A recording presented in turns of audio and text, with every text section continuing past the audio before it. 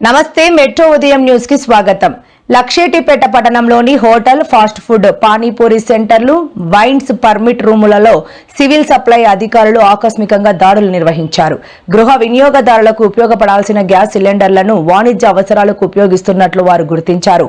14 సిలిండర్లను స్వాధీనం చేసుకున్నారు. ఈ కార్యక్రమంలో జిల్లా in-charge DCSO Venugopal, deputy tahsildar Sravanthi, civil supply inspector Bhumesh, సిబ్బంది మురళీ కృష్ణ పాల్గొన్నారు.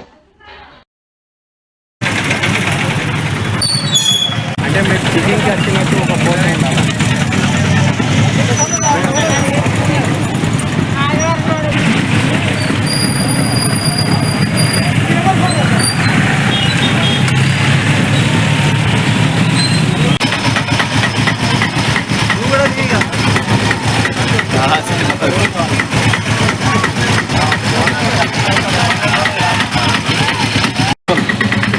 పట్టణంలో నాకు అందినటువంటి విశ్వసనీయ సమాచారం మేరకు పట్టణంలోని వివిధ వాణిజ్య కేంద్రాల్లో, హోటళ్లలో తనిఖీలు నిర్వహించి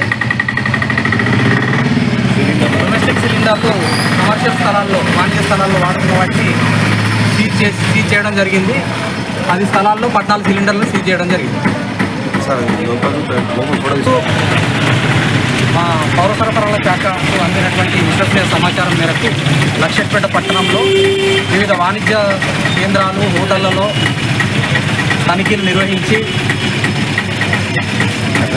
గృహ అవసరాల కోసం వినియోగించేటువంటి సిలిండర్లను వాణిజ్య స్థలాల్లో, హోటళ్లలో వినియోగిస్తున్నందున వాటిని సీజ్ చేసి 6A కేసులు నమోదు చేయడం జరిగింది.